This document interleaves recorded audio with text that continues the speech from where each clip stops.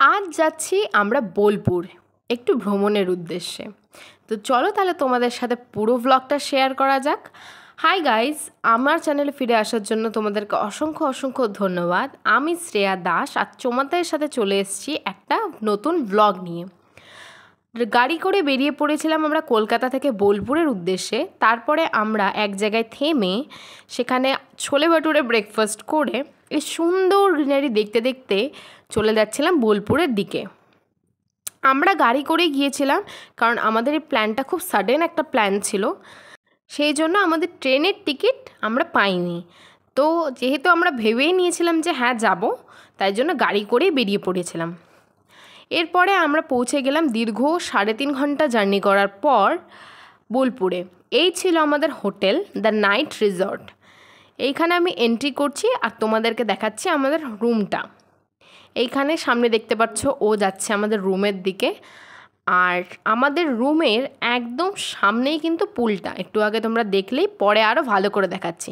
তো চলো তোমাদেরকে আগে রুম টোরটা দিয়ে দিই।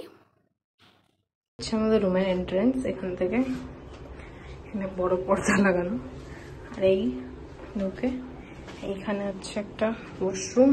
যদি আমি ওয়াশরুমটা খুলে দেখিনি,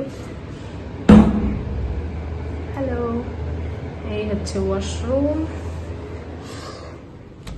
এখান থেকে বেরিয়ে এখানে হচ্ছে বেড, স্টোরেজ এরিয়া,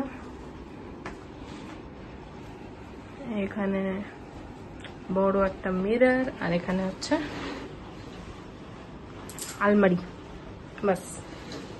আর এখানে আমি এটাই দেখাচ্ছিলাম যে আমাদের রুমের একদম সামনেই পুল রয়েছে। তো এটা দেখে তো আমার ভীষণই খুশি। আর তারপরে চলে আসলো আমাদের ওয়েলকাম ড্রিঙ্ক। এটা মেবি পাইনঅ্যাপেল ছিল, আর যেহেতু আমার পাইনঅ্যাপেল অতটা ভালো লাগেনি, তো আমি সত্যি কথা বলতে খাইও নি, জাস্ট একটু টেস্ট করেছিলাম। এরপরে সন্ধ্যাবেলা আমরা একটু স্ন্যাক্স আনিয়েছিলাম, যেটা ছিল হচ্ছে চিকেন পকোড়া এবং বাসা ফিশ ফিঙ্গার, আর তার সাথে দেখছিলাম হেরাফেরি। যেহেতু আমার ওই দিনের কোনো প্ল্যান ছিল না, তাই আমরা বাড়িতে বলছি, দেখেছো কারা কারা এরকম হোটেলকে বাড়ি বলো ঘুরতে গেলে। যাই হোক, তো আমরা হোটেলেই বসে বসে একটু চিল করছিলাম। আর ওই ফিশটা কিন্তু ভীষণই ভালো ছিল খেতে, তা আমি এখানে রিয়াকশান দিচ্ছি, দেখে নাও। এরপরে আমি ওকে বললাম যে চলো আমরা একটু পুলেও যাই। আর আমরা যেহেতু জানতাম যে এখানে পুল রয়েছে, সেই হিসাবেই হোটেলটা বুক করা। তো আমরা নিজস্ব কস্টিউম আমরা নিয়ে গিয়েছিলাম, আর এখানে আমরা পুলে নেমে পড়েছি। এবার একটু চিল করব। যেহেতু দুপুরবেলা ভীষণ গরম ছিল, সেই জন্য পুলে সেই সময় আর নামা হয়নি। সন্ধ্যার দিকটা রোদটা পড়েছে, তখন পুলে সবাই নেমেছিল। এখন তো একজনই রয়েছে, ধীরে ধীরে আরও সবাই নেমেছিল। আমি কিন্তু সাঁতার কাটতে জানি, ও সাঁতার কাটতে জানে না, ও শিখছে। আর আমি এখানে ওই জন্য খুব দেখবে খুব মজা করে এদিক ওদিক যাচ্ছি, ও খুব রিল্যাক্স করছিল। যেহেতু এটা আমাদের রিল্যাক্স একটা ট্রিপ, তো ওই জন্য রিল্যাক্স করাটাই বেটার। আমিও খুব একটা সাঁতার কাটিনি, তো এই আর কি। আর তারপরে আমি এই সাঁতার কাটার বদলে আমি বেশিরভাগ ফটো নিতেই চাচ্ছিলাম। পেছনে দেখো কি সুন্দর হোটেলটা ছিল। পেছনে ওই যে ওপরে একটা দেখছো গোল মতন, ওখানে কিন্তু একটা বসে আড্ডা মারার জন্য ছিল, তো ওখানে আমরা আর যাইনি। আর এখানে দেখো সন্ধ্যাবেলা আরও যখন ডার্ক হয়ে গেল, লাইট টাইট জ্বলে গিয়েছিল, খুব ভালো লাগছে। যাই হোক, হয়ে গেল নেক্সট দিন, আর এটা ছিল নেক্সট দিনের আমাদের কমপ্লিমেন্টারি ব্রেকফাস্ট। আর এই ছিল ভিউ, আমি একটু তোমাদেরকে ভিউটা দেখাচ্ছিলাম। ব্রেকফাস্ট করেই আমরা বেরিয়ে গিয়েছিলাম ঘোরার উদ্দেশ্যে, মানে বোলপুর চারিদিকটা একটু ঘুরে দেখব। তো আমরা একটা টোটো বুক করে নিয়েছিলাম যে আমাদেরকে পুরোটা ঘুরিয়ে দেবে। তো ইনি এখানে আমাদের টোটো দাদা ছিলেন, যিনি আমাদের পুরো ক্যাম্পাসটা এবং যে সমস্ত আমরা জায়গায় ঘুরতে চাচ্ছিলাম সেই জায়গাটায়। এবার চলো আমাদের সাথে সাথে তোমাদেরকেও আমি এই ক্যামেরার মাধ্যমে একটু ঘুরিয়ে দিই। যারা যারা বোলপুরে যাওনি তাদের জন্য এটা নিশ্চয়ই খুব ভালো হবে। তো এটা ছিল একটা হসপিটাল, যেটা রবীন্দ্রনাথ নাকি বানিয়েছিলেন, যেমনটা আমাদের দাদা বলেছেন। উনি ভেবেছিলেন যে এখানে স্টাফদের এবং স্টুডেন্টদেরকে জন্য সেরকম সুলভ হাসপাতাল সেই মুহূর্তে ছিল না, সেই জন্য তিনি এই হাসপাতালটি করেছিলেন। আর এটা ছিল 3 পাহাড় বলতে এই বটগাছটা 3টে ধাপে এটাকে লাগানো রয়েছে, তো এটাকেই নাকি 3 পাহাড় বলে। এই ছবিটা আমরা ছোটোবেলায় যেটা সহজ পাঠ বই পড়েছি, এইখানে এই বটগাছটার ছবি আমরা দেখতে পেয়েছি। আর এটা হচ্ছে যখন শেখ হাসিনা যখন এসছিল বাংলাদেশ থেকে, তখন নাকি এইটা বানিয়েছিল। আর এটা ছিল ইন্দিরা গান্ধীর যখন উনি পড়াশোনা করেছিলেন সেই সময় তিনি এই বাড়িটা বানিয়ে এখানে থেকেছিলেন। আর দ্য মোস্ট বিউটিফুল বাড়ি এই গোটা বোলপুরের মধ্যে, মানে দর্শনীয় স্থানের মধ্যে আমার যেটা লেগেছে সেটা হচ্ছে এই দক্ষিণ হাওয়া। এটা যে কি অসম্ভব দেখতে ছিল, এত চারিদিকে ফুল, আমার তো ভীষণ ভালো লেগেছে। তারপরে আমরা চলে যাই বিশ্বভারতী ক্যাম্পাস। সো বিশ্বভারতী ক্যাম্পাসে ঢোকা মাত্রই, যেহেতু আমাদের টোটো ওখানে ঢুকতে দেয়নি, সবাই হেঁটে হেঁটেই গোটা ক্যাম্পাসটা ঘুরছিল, তো এইখানে ঢোকা মাত্রই আমরা সাথে সাথে একটি খুব সুন্দর দুজন গান করছিলেন, বাউল গান। তো চলো তোমরাও এটা এনজয় করে নাও।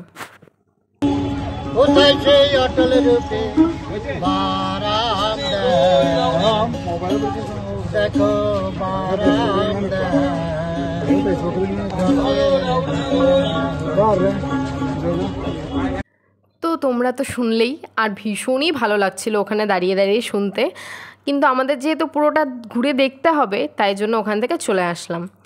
আর এখানে কিন্তু প্রচুর রাবড়িও বিক্রি হচ্ছিল, কিন্তু এত গরম সেদিন ছিল আমার আর ইচ্ছাই করলো না যে আমি কিছু খাই, আমার শুধু জল তেষ্টা পাচ্ছিল।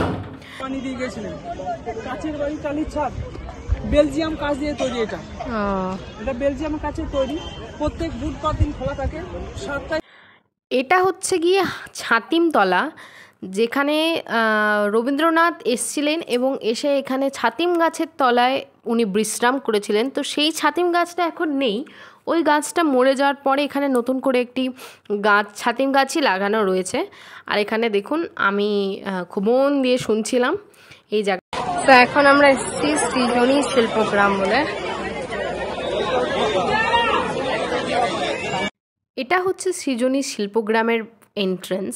আর এন্ট্রেন্সটা এত সুন্দর করে সাজানো, মানে বিভিন্ন হাতের কাজ দিয়ে সাজানো দেখো, আর এতটা গ্রিনারি ওখানে, এত গাছপালা, ভীষণ সুন্দর। আর সেদিন ভীষণ গরম পড়েছিল এবং ফাটা রোদ পড়েছিল, তাই দেখো সামনের জন কিন্তু ছাতা নিয়ে যাচ্ছে।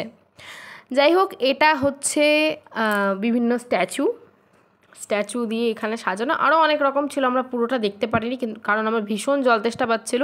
আমি শুধু বলছিলাম যে বাইরে চলো, আমি একটা জলের বোতল কিনে নিয়ে আসি। যেহেতু বাইরে গেলে আমাদেরকে আবার টিকিট কেটে ঢুকতে হবে, তাই আমরা আর ঢুকতে পারিনি। যাই হোক, আমরা যতটা পেরেছি ততটা ঘুরেছি। আর এখানে 30 টাকা করে কিন্তু পার পার্সনের টিকিট ছিল। এরপরে আমরা চলে যাই ডিয়ার পার্কে।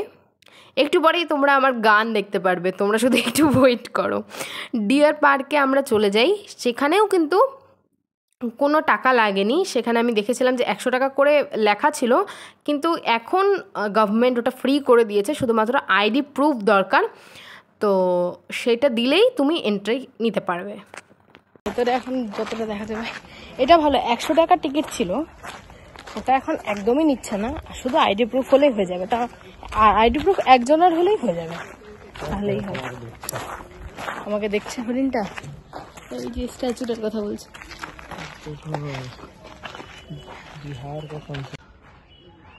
बिहार कहाँ है?